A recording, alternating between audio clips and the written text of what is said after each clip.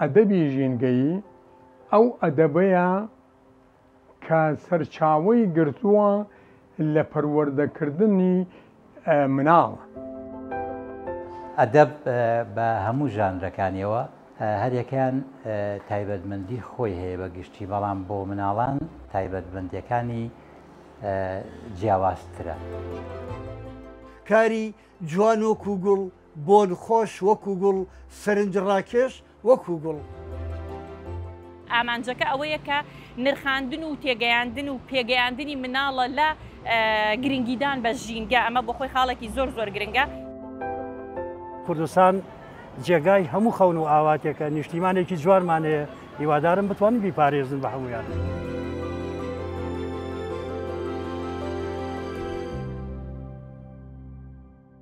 ئەدەبی ژینگەیی ئەو ئەدەبەیە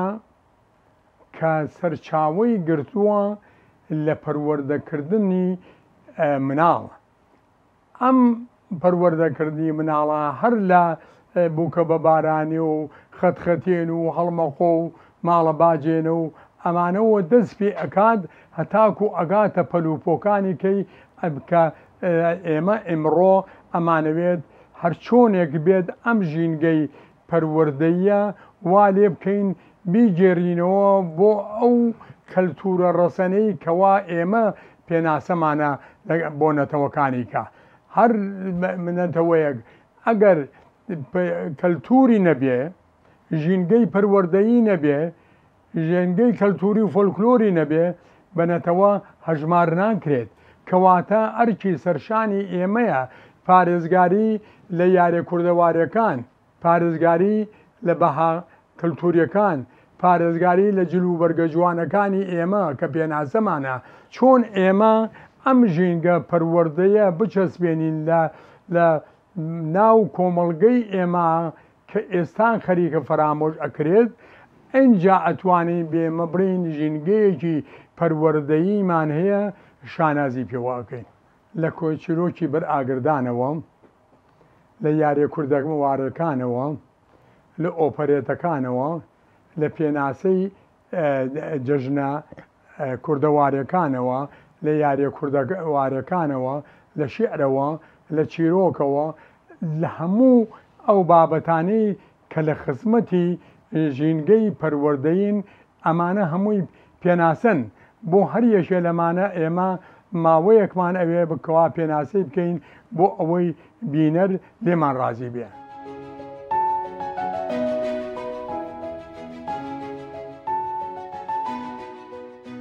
ئەدەب بە هەموو ژانرەکانیەوە، چیرۆک بێ، شعر بێ، ئۆپەرێت بێ، ڕۆمان بێ، ئەمانە هەریەکان تایبەتمەندی خۆی هەیە بە گشتی، بەڵام بۆ مناڵان تایبەتمەندیەکانی جیاوازترە. چونکە ئەدەبی مناڵ ئەو جیاوازی هەیە کە چونکە تۆ کاتێکە شتێک بۆ مناڵ ئەنووسی هەر بابەتێ بێت، چیرۆک بێ، شعر بێ، ڕۆمان بێ، ئۆپەرێت بێ، ئەبێت ئاگات لە قۆناغی ئەو مناڵە بێت کە بابەتەکەی بۆ نووسیت، بابەتێکەکەی بۆ پۆلی بۆ بازنەی یەکەم بۆ باخچە جیاوازە لەگەڵ ئەو بابەتانی بۆ بازنەکانی کە ئەنووسێت. بەڵام ئەدەبی ژینگەیی هەر لە ئەتوانین لە چیرۆکیش و لە شعر و لە ڕۆمان و لە ئۆپەرێتیشە جێیان بکەینەوە کە لەوێەوە ئێمە ئەتوانین ئەو زانیاریانە، ئەو پێداویستیانە، ئەو شتانی کە دەربارەی ژینگە ئەمانەوێت بیگەێنینە مناڵ. بەڵام زۆر جار لە ڕێگەی شعرەوە باشتر ئەگا بە مناڵ و خۆشتر ئەگا بە مناڵ و مناڵ زیاتر چێشی لێ وەرەگرێت. هەر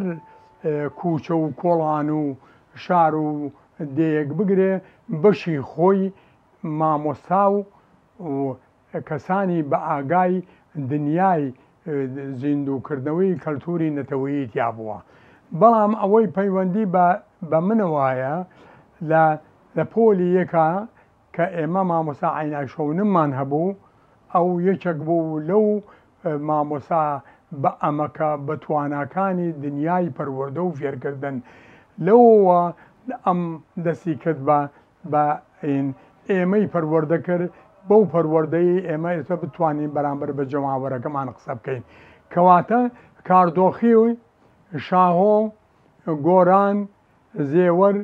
مەتهۆش هەردی کەریمزەند کێو هەتا ئەگاتە قانعی ڕەحمەتی هەر هەمویان سوچێکیان لە زیندووکردنەوەی ئەم کەلتوری نەتەوەی و بەهاجوانەکانی توراسی پەروەردەکردنی مناڵ لە کۆن و تازەوە بۆ ئەم کاتێکەوە من لە خزمەتی ئێوە.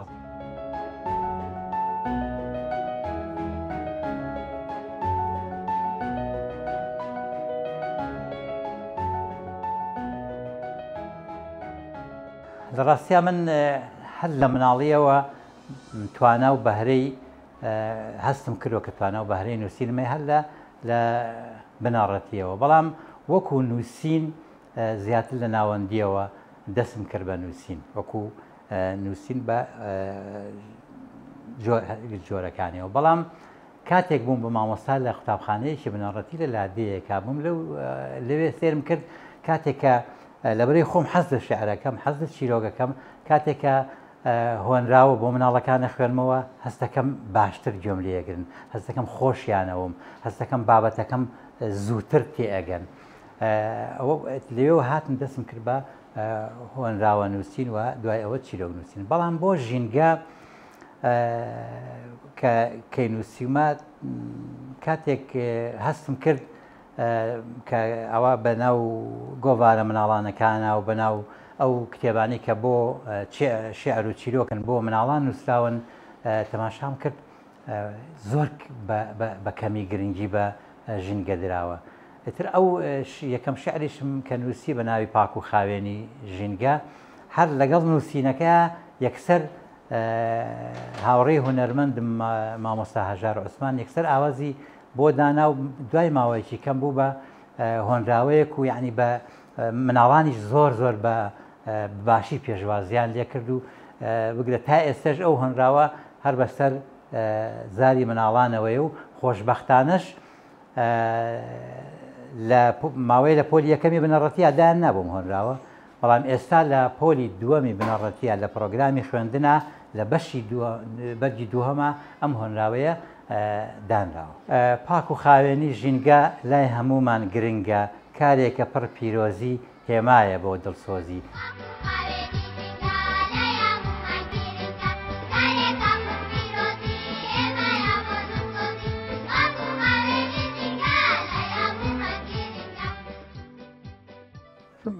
لە ساڵەکانی هەفتاوە من دەستم کردو بە نووسین بە تایبەتی ئەدەبی مناڵان چونکە گەورە مناڵ بەلای منەوە نەوەی دوڕۆژە و گەورەی دوڕۆژە لەبەر ئەوە ئەگەر توانی بێتم خزمەت بە مناڵ بکەم معناوێت توانی و خزمەت بە گەورەیش بکەم من هەشت بەرهەمەمەیە دانەیەکیشم لەژێر چاپایە ئەو بەرهەمانەی کەوا من دەریەکەم ئەوە نییە 400 دانە چاپ بکەم بۆ چونکە مناڵی ئێمە ناتوانن کتێبێک بکڕن بە 5,000 دینار لەبەر ئەوە من زەحیم بە خۆم ماوە لە باتیەوە 500 دانە چاپ بکەم 5,000 دانم چاپ کردووە بۆ ئەوەی مناڵی قوتابخانە و داهێنگەکان ئەم بتوانن ئەگەر هەر دایک و باوکیشیان بۆیان نەکڕێ بە پارەی ڕۆژانەکەیان کتێبەکە بکڕن ئەم ئەدەبی مناڵانە من لەگەڵ خوێنمایە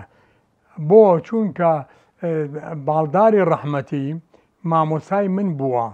من بە پەروەردە بکراوم بە ئەلفوبیەکەی باڵدار بە جەژنەکەی عینشەونم بە گۆرانی خۆشەکانی عوسمان هەورامی لەبەر ئەوە ئێمە هەرچیمان کردبێ ئەوە بەشی پێشینەی خۆمانە ئێستاش ئێمە ناز بەسەر میلەتەکەمان ناکەین بۆ خزمەتی میلەتەکەمان خۆڵقاوین ئەوەی کردومانە ئەبێ مایە شانازیمان بێ ئەگەر میلەتەکە لێمان قوبوڵ بکات لەبەر ئەوە تا ئەم کات و ساتە من بەردەوام لە ئەم کتێبەکانم لە هەموو داهێنگە و باخچە و قوتابخانەکانە زۆربیان هەیە و ئاوازیان بۆ دانراوە و کراوە بە ئۆپەرێت و لەو وێنانە سوودیان لێ وەرگرتوون. ئێمە یەکەم بەرهەمم گوڵزاری باخچەکان بوو. دوای گوڵزاری باخچەکان کتێبی خاڵخاڵۆکە بوو. ئەم خاڵخاڵۆکەیە ئەم پەروەردەی ژینگەیە چییە؟ ئەم خاڵخاڵۆکەیە کە ئێمە ئەمانە وا لە مناڵ بکەین نەیکوژێ خۆشی بوێ. وا بزانێت کە ئەم خاڵخاڵۆکەیە ماڵی خاڵی پێپیشانە. دوای ئەوە شار ولادێ تێکەڵ بوو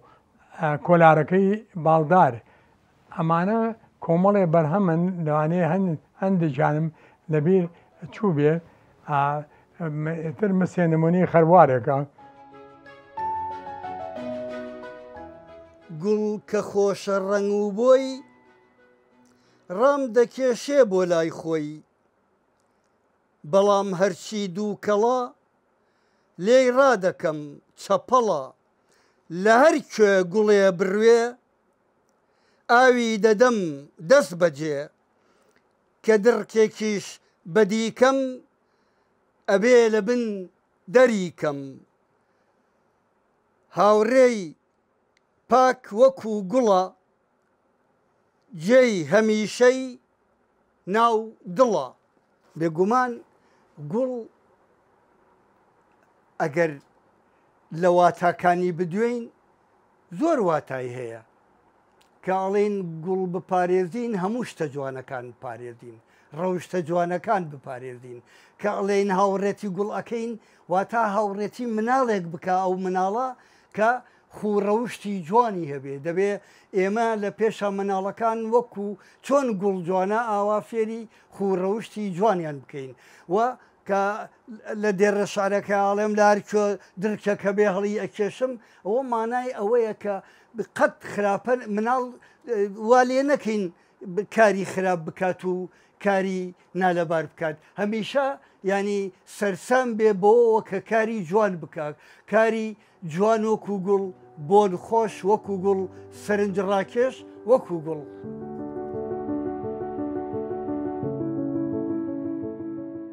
لە ڕابردووە ڕۆمان بۆ مناڵ نووسراوە، بەڵام بە شێوازێکی زۆر کەمە توانین بڵێن لە دەیەکانی ڕابردووە ڕۆمان بۆ مناڵ نووسراوە. ڕۆمانەکان کاڵ و کرج بوون، با بڵێن ئەوە نەبوون کە بۆ مناڵی ئەو سەردەمە ببێ و زۆر کەم لەسەر ڕۆمان ئیشکراوە لە ناو کووردا بەداخەوە. هەمیشە هۆنراوە و چیرۆ کاریگەری هەبووە لەسەر با بڵێن شاعیرەکانمان لەو بوارەیە زیاتر ئیشیان کردووە، بەڵام لە بواری ڕۆمانە زۆر کەمە. لەم بەم دوایانەیە چەند ڕۆمانێک با بڵێن نووسرا بۆ مناڵان و زائیدەن بۆ گەنجان. ئێمە مناڵمان هەیە با بڵێن تا خوار 18 ساڵ بە مناڵ حسابە، لە 15ەوە لە هەندێک شوێن لە 13 بۆ 18 بە مێر مناڵ حسابە. بۆ ئەم قۆناغە زۆر کەم نووسراوە. خۆشبەختانە لەم چەند ساڵانەی ئەخیرە کۆتاییە چەند ڕۆمانێک بۆ مناڵ نووسرایەکێک لەو ڕۆمانانە من بۆ خۆم کە ئەوانەی ڕابردوو زۆربیان پیا و نووسی بوویان ڕۆمانەکان زۆر کەم بوویان هەر نەبووە کە ژن ڕۆمان بۆ مناڵ بنووسێ یاخود بۆ مێر مناڵ بنووسێ. من لە ساڵی 3 ساڵێک پێش ئێستا ئەم ڕۆمانی نازیلەی مانگ و شازادەی خۆر بۆ مێر مناڵ بۆ گەنجان نووسی و خۆشبەختانە بە دوای ڕۆمانەکەی منە وەکو ئەوەی کە بوو بە سەرچاوەیەک چەند ڕۆمانی تریش نووسرا. پێم وا بێت 3 ڕۆمانی تر بە دوای ڕۆمانەکەی منە نووسراوە. ئێستا هەوڵێک هەیە لەوەی کە ڕۆمان بۆ مناڵان و بۆ مێر مناڵان بنووسرێەوە. بە تایبەتی من زۆر تاکی دەکەمەوە لەسەر مێر مناڵە و گەنجانی ئێمە کە ڕۆمان نییە بۆ ئەو قۆناغەوە زۆریش گرنگە لە دنیای دەرەوەیە زۆر گرنگی بە ڕۆمان ئەدرێ. لە گەورەکانی شاگەردی قەت بەی ڕۆمان یەکێکە لەو ژانرانەی کە زۆر گرنگی پێدرێ، زۆر جێی بایەخە لەلایەن گەورەکانیشەوە. بەڵام بۆ مناڵان و مێر مناڵمان هەمیشە پەراوێز خراوە. ئەمیش هۆکارەکەی زۆرە، هۆکاریەوەی کە ئێمە مناڵان و مێر مناڵانمان هێشتا بە چاوێکی کەمتر سەیرەکەین، هێشتاوەکو ئەو گرنگیی نییە ئەو مافەی نیە لە لای ئێمە بۆیە گرنگی پێ نەدراوە. من بۆ خۆم ئێستا ڕۆمانێکی ترم بۆ مناڵان ئامادەیە و دەمەوێت کە چەند ڕۆمانێکی تریش لە پلانما هەیە کە بۆ مناڵان و مێر مناڵانی خۆمانی بنووس. سەبارەت بەوەی کە ڕۆمانی ژینگەی بۆ مناڵان نووسرا بێ بەداخەوە کە نیمانە یاخود هەر زۆر کەمە. ئەگەر لە کوردستانی خۆمان وەرگرین ڕۆمانی ژینگەیمان نییە و گەر هەش بێ زۆر کەمە. بەڵام هۆنراوە زیاتر بۆ مناڵان نووسراوە لە ڕابردووە هۆنراوە و چیرۆکەکان کە دەنووسران بۆ مناڵ ئەوە بوو کە مرۆڤ زیاتر لە خۆشەویستی سروشتەوە ئەینووسی نەک لە ئاگاییەوە بینووسێ بەڵام ئێستا ئامانجەکە لە نووسینی هۆنراوە و چیرۆک و ئەم بابەتانە بۆ مناڵان وشیاری هەیە لە ناو نووسەرانە بە ئامانجەکە ئەوەیە کە نرخاندن و تێگەیاندن و پێگەیاندنی مناڵە لە گرنگیدان بە ژینگە ئەمە بۆ خۆی خاڵێکی زۆر زۆر گرنگە بەڵام وەکەوەی کە ڕۆمانێکی تایبەت هەبێ بە ژینگە بەداخەوە کەشتیوانیە وەلو من لە ناو ڕۆمانەکەی خۆمە زۆر گرنگیم داوە ینی ڕەچاوی ئەوەم کردووە کە ژینگە یەکێک بۆ لە کەرەستەکانی ناو بابەتی ڕۆمانەکەم بەڵام ئەوەی کە تایبەت بێ بە ژینگە لە کوردستانە من شتیوان بەرچاو نەکەوتووەکو خۆم من چەند دوو ڕۆمانی ترم سەرقاڵی ئەوەم کە تەواوی هەم بکەم یەکێک لە ڕۆمانەکانم تایبەتە بێ بە ژینگە بۆ گەنجانی خۆمان.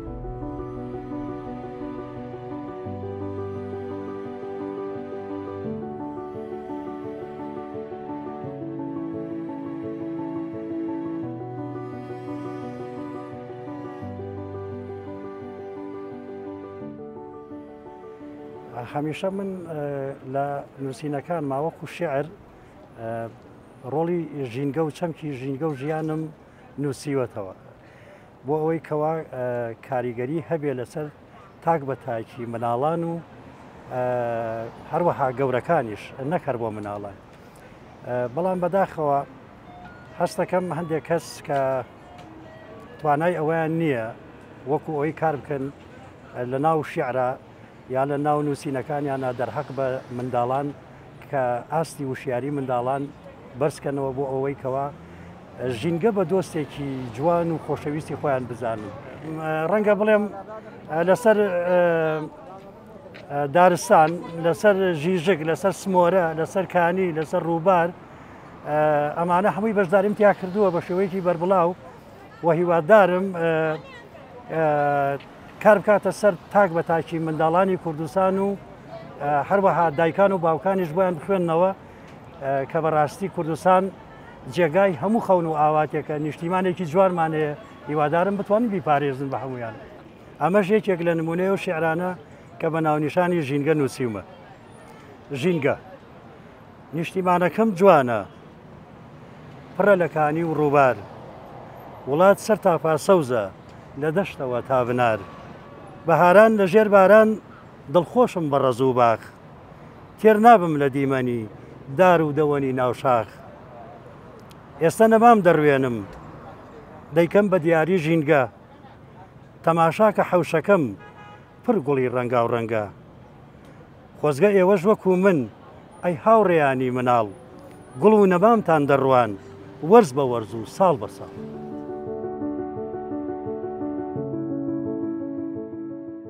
ژینی لادێ پاراو ئەڵێ مامەدارا جوتیارە ئەمە ئۆپەرێتە خەریکی ئیش و کارە ماڵیشان لە لادێیە لای من خۆشترین جێیە لەگەڵ دایە و بابەگیان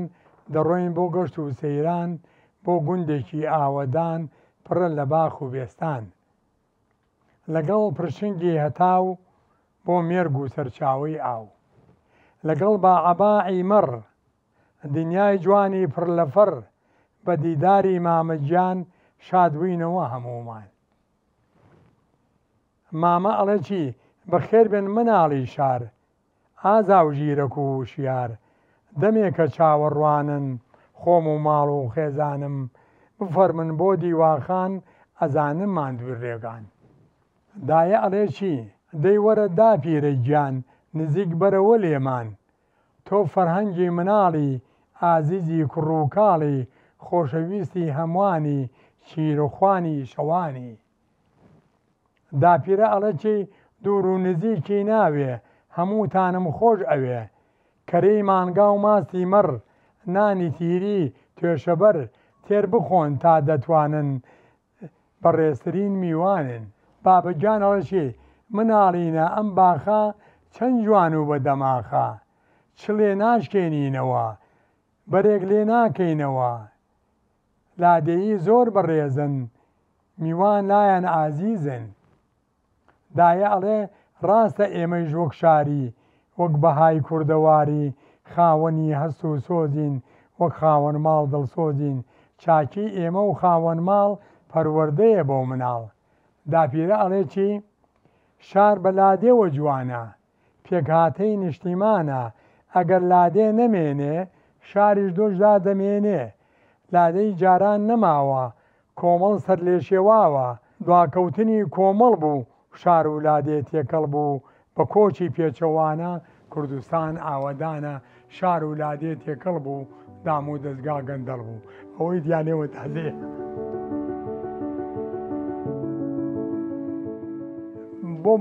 بۆ ئەوەی ئێمە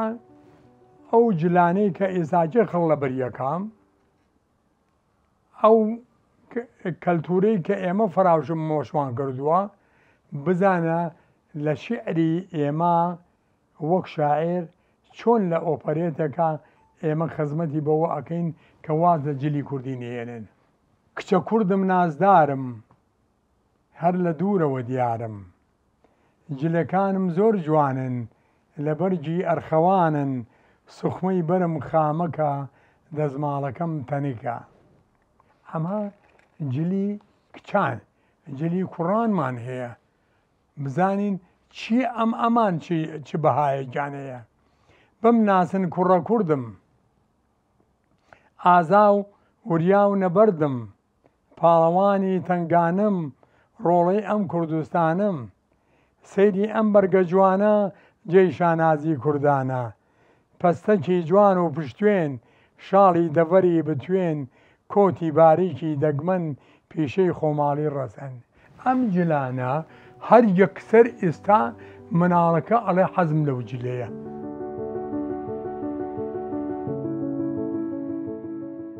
بۆ ئەوەی مناڵ وا تێبگەێنی خواوەند ئەوانی دروست کردووە بە جوانترین شێوە نیعمەتەکانی خۆی دابارێنەوە بەسەر مناڵە بەسەر پەروەردا بزانین بە چۆن باسی باران بکەین ئێمە بۆ بەردەوامی ژیان باران دەبارێ باران لە ئاسمان دێتە خوارێ دڵخۆش دەبین بەجارێ دەشت و دەردا دەپۆشێ تێر تێر باران دەنۆشێ نمنم و بە لێزمە چەند ببارێ هەرکەمە سەیرەکەی چوار دێڕا بەڵام پەیامەکەی گەیاندووە والله من چەند دەقێکی ترم نووسیوە هەر کتێبێکم نووسیوە بە ناوی مناڵ و ژینگە ئەم کتێبە شعرە و ئۆپەرێتە و بڵێن شانۆیشە و بۆ مناڵان بەگشتی بۆ مناڵە بێ هەر لە باخچەی ساوایانەوە باخچەی مناڵانەوە تا پۆلی نوۆی بنەڕەتی ئەم هۆنراوە ئەو بابەتانی کە لەو کتێبە هەیە بۆیان ئەگونجێت و من لێرەوە مێ دەستخۆشی لە ڕێکخراوی ئایندە بۆ ژنگەی کوردستان و بە تایبەتیش برای بەڕێزم کاک مەعروف مەجید بەڕاستی هەوڵێکی زۆر زۆری لەگەڵدا دام و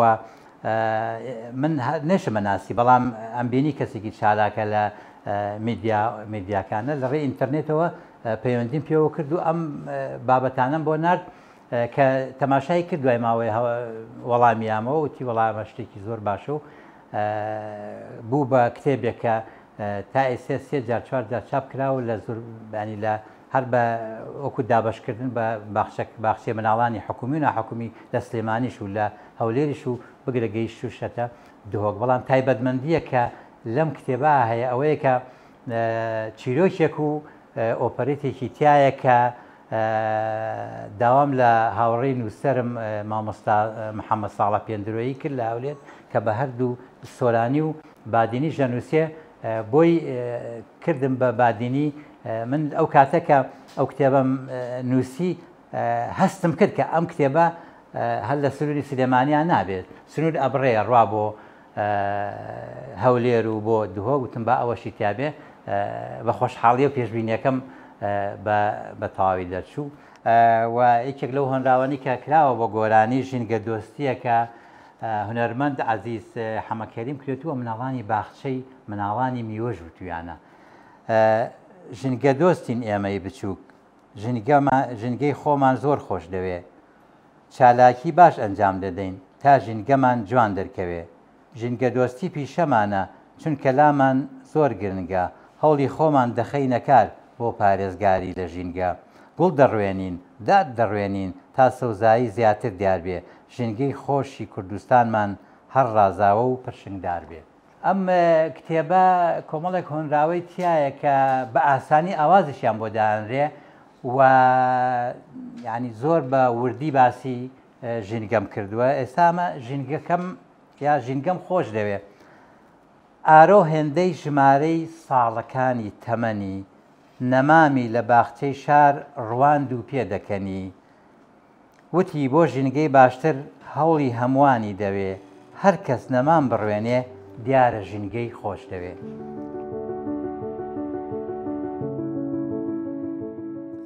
دایە جەژنی درەختە بەسەر چوو سەرما و شەختە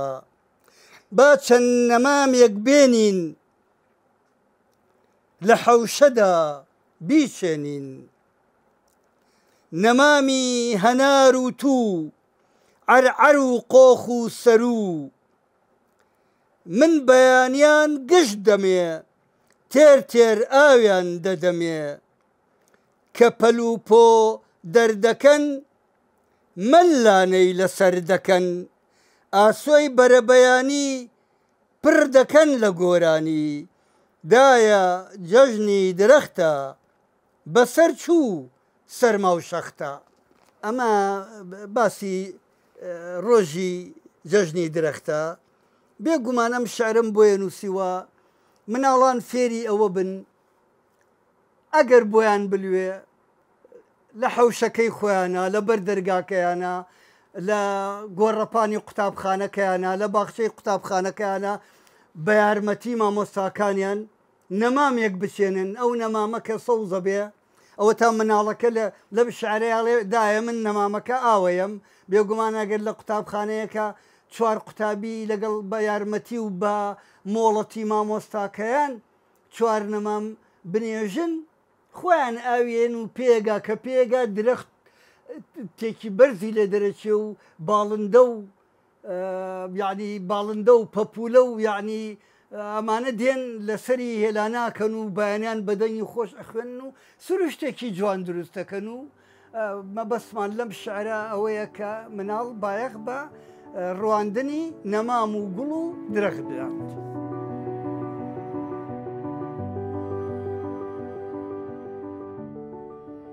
هەنگ بۆ ئێوە ئێمە نەیکوژین هینمان بە دروزەکە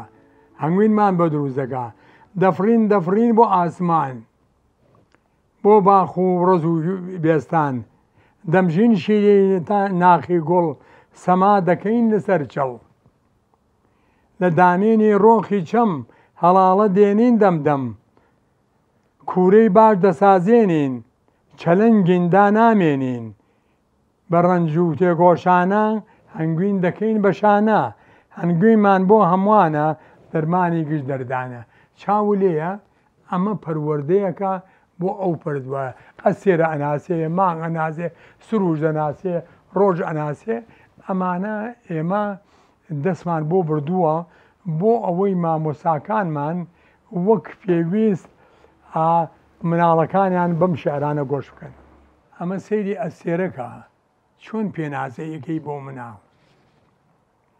ئەسێرە دەجریوێنێ شەوەزەنگ دەتارێنێ